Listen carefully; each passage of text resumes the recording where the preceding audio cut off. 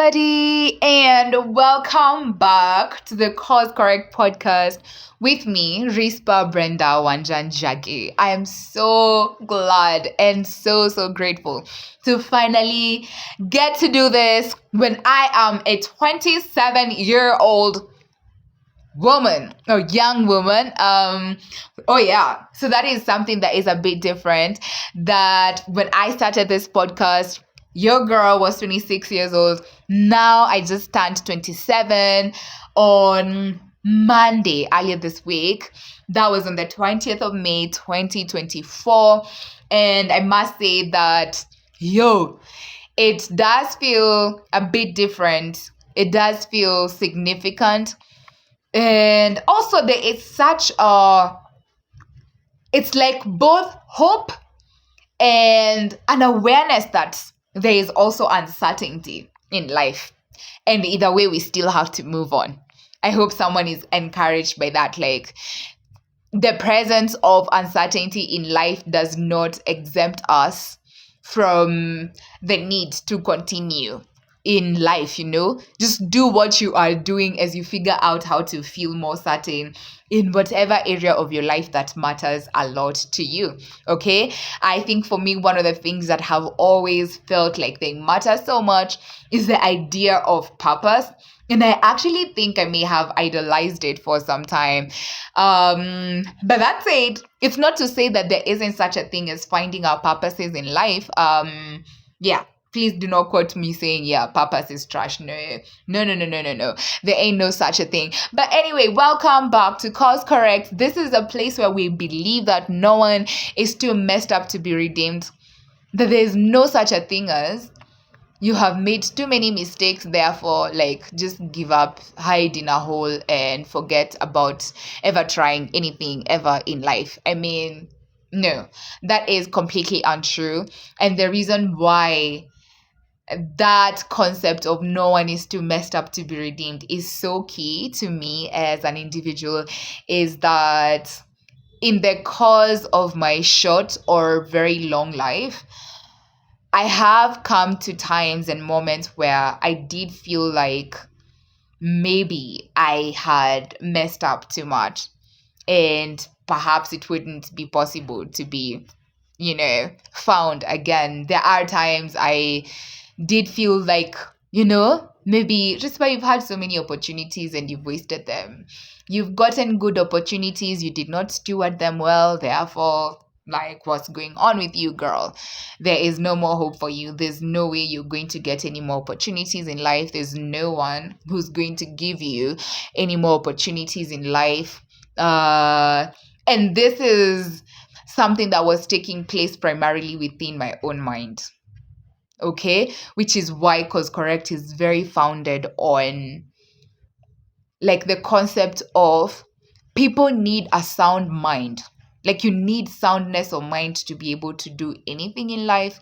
Because as long as you're telling yourself a narrative that does not give you hope, as long as we are telling ourselves narratives that break our spirits, as long as we are telling ourselves narratives that are, demoralizing us, it might be harder to get back up. My hope is that with the authenticity that Cause Correct is founded on, with the authenticity that we pursue here at Cause Correct, someone out there is going to feel seen. Okay? It's my hope that when you hear me, for example, say that I'm 27 years old, there are things I'm happy about with my life. And there are things that I look back at and I'm like, perhaps maybe I thought I would have been in a different space now.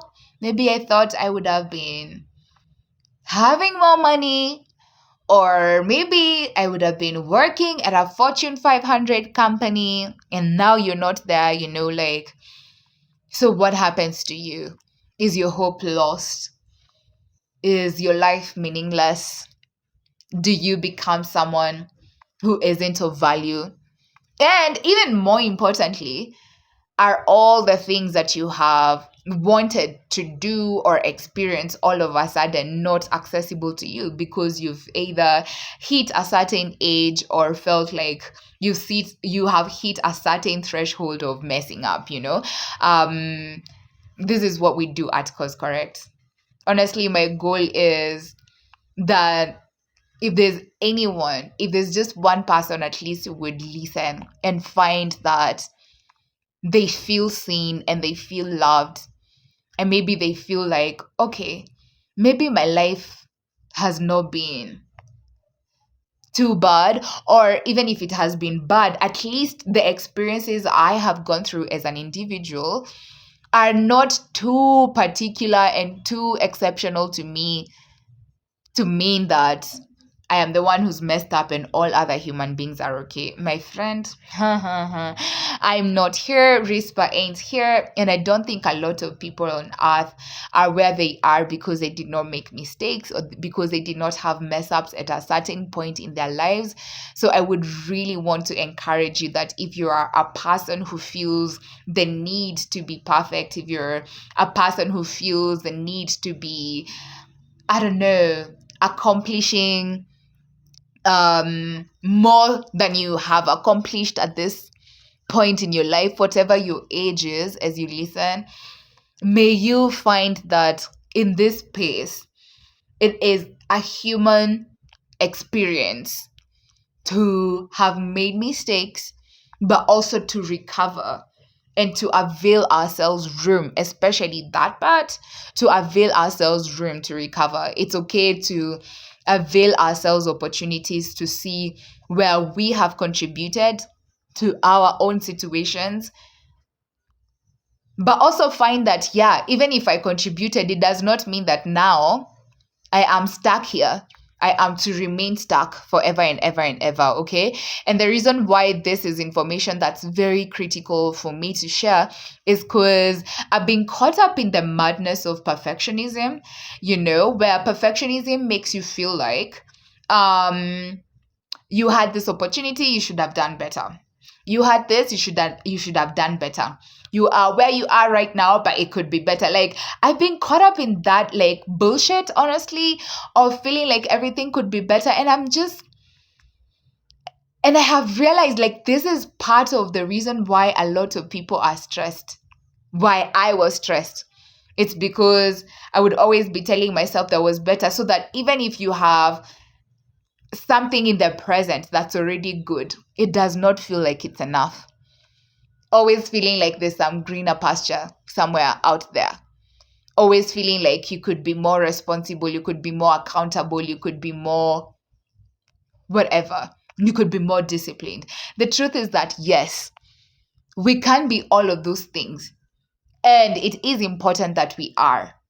But what I look at in Cause Correct is where we use where we need to improve as standards of judging and condemning ourselves, as opposed to a place of seeing that perhaps what there has been is there has been an error in the way that I have lived, or there has been an error in the way that I have reported in the world, or maybe I have not been accountable, but it does not mean that I cannot be more accountable going forward. All right.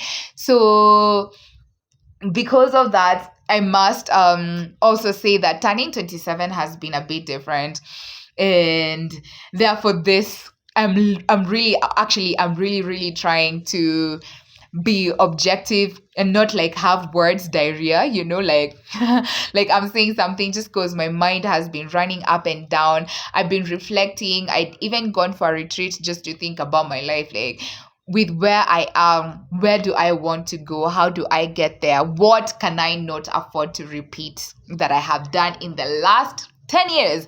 Why is 10 years so critical? That's because this year also happens to be the year that marks the 10th year since I left high school. I finished my Kenya certificate of secondary education in the year 2014. So 2024 is basically 10 years since high school. So we look back. It's been 10 years, babes. How do you feel? And more importantly, it's not just about what do you feel, how do you feel. It's Where are you? Is this where you would have wanted to be? But if not, what has contributed to this? It's very important to take stock. It's very important to take stock and reflect and even come to conclusions that maybe are not very favorable to our personal egos if we are going to improve. If you're going to course correct, honestly, it's not possible to course correct effectively without looking back at maybe what has worked and what hasn't worked, so that we do not keep repeating what has not worked. All right. So one of the lessons that I would like to share from my turning 27 years old is that I have found that in this last 10 years, I'm someone who has been availed a lot of opportunities, good opportunities, and that I am not at a place where I can say I am very proud. And please note, saying that I do not feel proud of where I am is not saying that I'm not proud of myself. There's a difference. There is a difference between attacking yourself and objectively looking at the results of your life so that you can be able to tell objectively what you need to do differently so that you can have the results that you want to see. Okay, I truly pray to God that this makes sense. So I'm not like looking at myself, going all, oh, Rispa, you are so, whatever, you're a mess, please, oh, it doesn't matter. I could die tomorrow. What good will it serve me? If we are all harsh to ourselves, without objectivity of looking at, maybe you've not been very accountable. So going forward, how do we make sure you are more accountable? Okay, maybe in the last 10 years, you have been a bit too idealistic. Going forward, how do you make sure that you are more realistic with yourself so that there is no longer a waste of time in your life? Okay, so as for me and my house, i.e., that is me, myself, and I, one of the key things that I would like to share in this particular podcast is that life is made up of natural laws, okay? The biggest natural law that I think I had not considered very critically in the last 10 years for myself is the law of sowing and reaping. That where you invest is where you're also going to reap. That where you do not invest, you cannot reap. Like where you do not work, you cannot expect to have results of a work that you have not done. Like for example, if I wanted to have produced music or published music, it's not possible to have published music if you have not put in the time to write music, to feel your music, to look for people who do music, understand how they do it, start doing it, execute it, release something, see the response to it. Like you just have to put in effort. In course correcting, as much as we are going to be sharing hope, and the idea is to share resources that ignite hope in people, we are not going to be doing that in a vacuum. Like basically, hope is not a feeling. Hope is something you're going to see better and feel and experience better off as you do more within your life. So for me, this has been one of my biggest lessons. Like I've been humbled by turning 27 for sure, because I'm someone who always felt like, I don't know, maybe I could have been working at like a Fortune 500 company and maybe I could have been making so much money. Honey, I'm not. I'm not in any of those things. I'm not working with a Fortune 500 company. I don't have as much money as I think I would have wanted to be having by now. And this is kind of humbling even to admit. But I know that at the end of the day, I cannot say that I look back and say that it is anyone's fault that I am not where I would have wished to be now. As I look back, one of the very big things that are standing out is that there has been a lot of wasted time, a lot of wasted opportunity, and that there has also been instances where I just didn't even try in the first place. Like, let's say, for example, guys, you want to do a master's, or you want to go study abroad, or you want to go somewhere. If you don't even apply for things or look for opportunities that avail you room to do that, then how do you expect to have it? Like, for example, if I wanted to work in a Fortune 500 company, have I even applied to one in the first place, qualified or not? The answer is, for me, it's no. But I also have a lot of grace towards myself, because at the time when I was thinking what I would be, maybe, which was ages 14, 15, 16, 17, I was very young, and there's a lot I did not know that I now know. One of the things maybe I didn't know or didn't understand with clarity is, for example, how much responsibility I have toward making sure that the results I want to see in my life are actually going to happen. Okay. That is something that I ignored.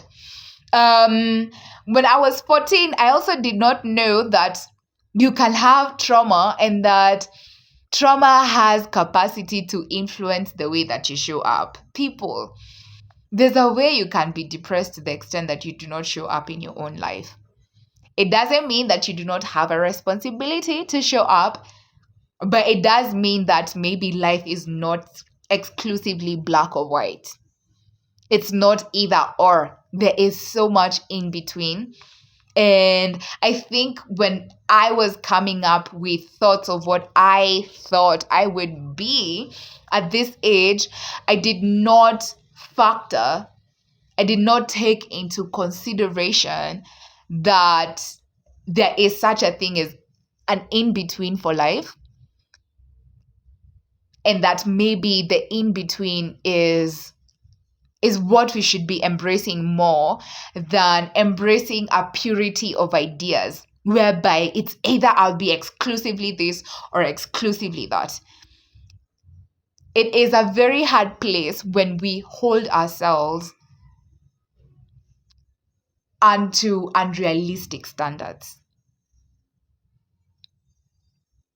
It is very, very unfair also if you hold yourself onto unrealistic standards, because basically you are setting yourself up for failure. Because you see, the way that we measure our success in life is as against the goals that we had set. So if you set goals that are for example, almost impossible to achieve, not impossible, but maybe it's goals that are achievable, but you've not given yourself enough time to achieve them, then you're going to be judging yourself. For example, I had told myself that at the age of 21, I wanted to have $1 million shillings in my bank account. But I did not take into consideration that at the age of 21, I would be in the depths of my third year of college, as an example, that I would be in law school as a student, and I'm not making any money, and I do not have any job. So you see, at this age, I can easily say that I am a failure because I do not have a certain amount of money. But question is, was it realistic the way that you had looked at things? It's not that maybe it's not achievable, but was it realistic for me to not be having any job, to not be doing any income generating work, and yet still expect that I would have $1 million in my account, as an example, at the age of 21? These were goals that were set without taking into consideration that there is process to achieving things. There is process to doing work. There is process to everything. And no one can skip process. And that also it's okay. You don't have to achieve everything all at once. I realized that a lot of my goals were not set from a place of love. My God. People, if there's one thing I would encourage you to do for your course correction journey, ask God to teach you what it looks like to love yourself. Because loving yourself would, as an example, include setting realistic goals. Loving yourself, as an example, would mean that you do not subject yourself to standards of achievement in comparison with people that have had more opportunity than you. You know, as an example, there's someone who we left high school with, but because their parents are very, very loaded, this person maybe took a gap year to go and study, I don't know, maybe they went to study piano in Rome and to understand who they are. Okay, maybe I have someone who they moved to a whole other country and therefore it means they have had to study in other countries. Then me, who's here with my own circumstances, peculiar and specific to me, I'm using that same standard. Like I'm using their lives to measure whether I am okay or not, and yet we've not had the same opportunities. Have you considered that you could be comparing yourself at this stage in your life with someone who has had more time to be who they are today, or has had more opportunity to be who they are today than you have had? You know, I was listening to Chris Do. He is the founder of The Future. He is like a brand strategist and all that. You can check out his resources on YouTube. Excellent, excellent, excellent work that he does. He was looking at imposter syndrome and saying that oftentimes we are looking at people and comparing ourselves to them, to who they are at this stage in their lives, and we hold ourselves to that standard, or rather we judge ourselves against that standard, and yet we do not consider that this person at one point in their life was an idiot. There is, at one point in their life, that person you're comparing yourself with may not have been exactly where they are today. As an example, I could have had classmates who took more time to do extra courses and therefore they have had more opportunity as a result. So, is the mistake that I am a terrible person, or is it that I did not put in the same effort as they have and therefore I'm not where I thought I would be?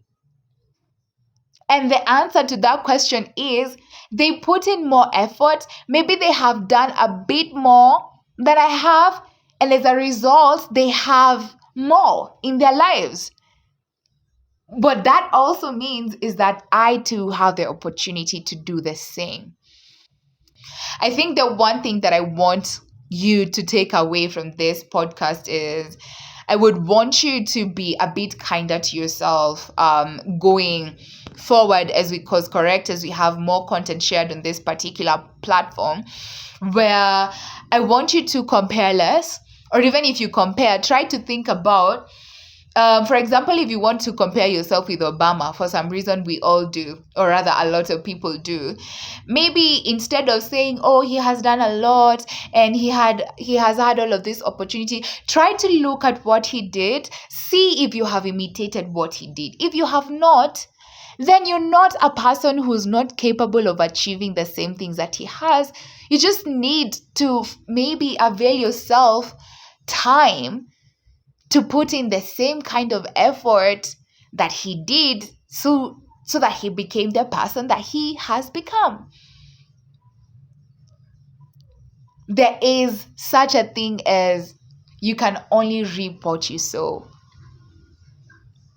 And I hate to break it to you, and I do not want this to sound like a judgmental statement or a place where you do not feel seen or valued, because I know there are people who hear that, there is such a thing as sowing and reaping, and now that gives them anxiety because they're like, my God, But I know that in the past 10 years, or maybe in the last 2 years or the last 3 years, I've not exactly been investing.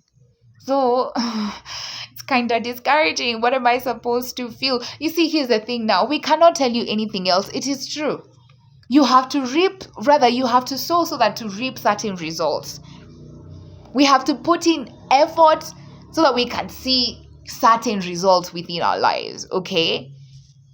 And so, with that, I would like to end this particular episode. I feel like it's a bit different from what we have done before, but it's just my own reflection from my own birthday.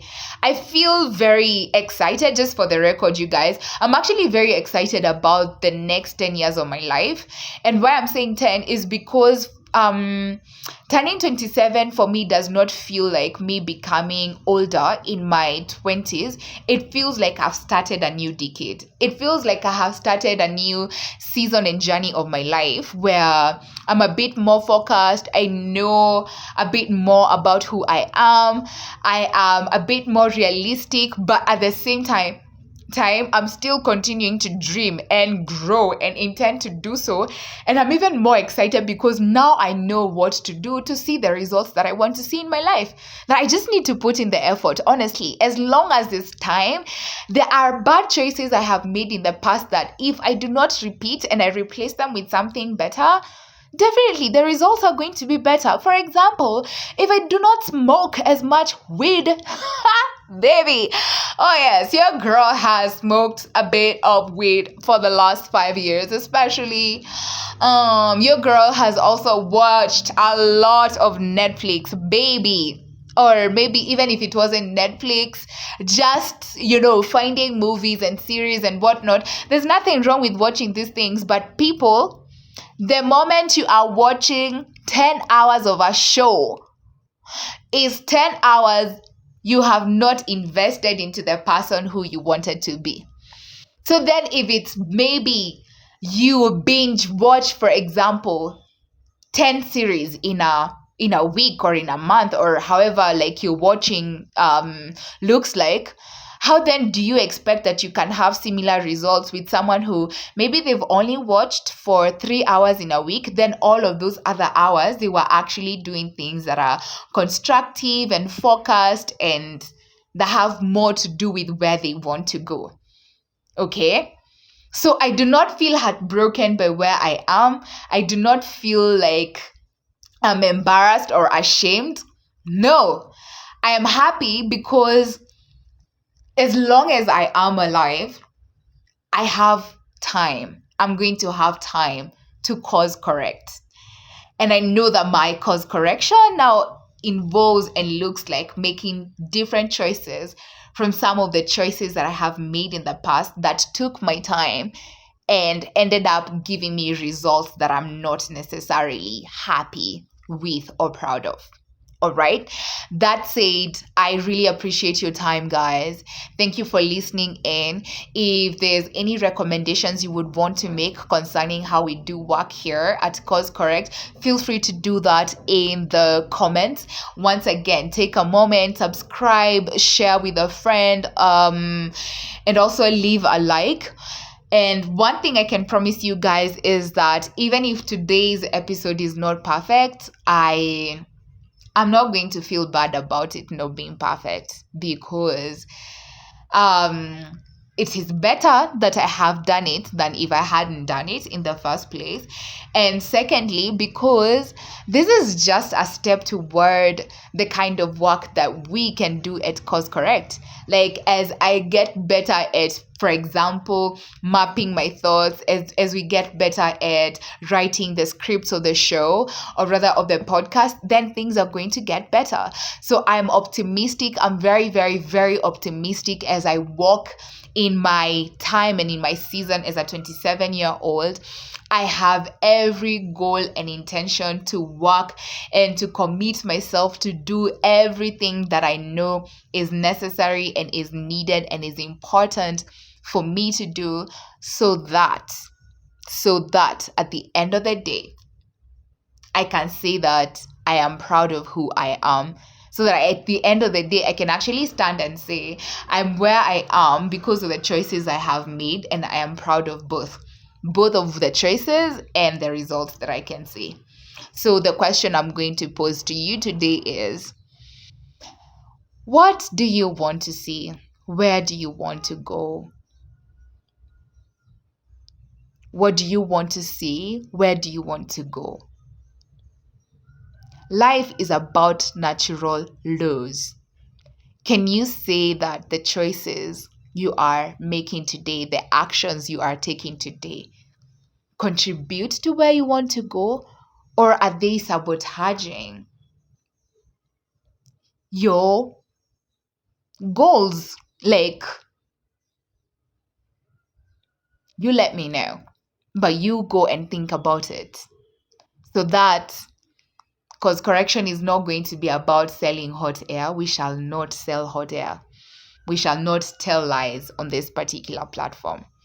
There is such a thing as natural laws of life, that what we reap is what we sow.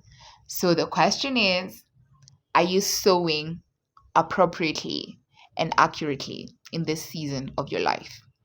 Thank you so much for your audience and for your kindness and your goodness toward me and your love as we continue on the Cause Correct podcast. I cannot wait to bring more authenticity and more content, and to share more lessons really along my cause correction journey that I believe will be of positive impact in your life and in the lives of everybody else who will ever get to come across this resource. Thank you so much. See you in the next episode. I love you. My name is Rispa Wanjanjage.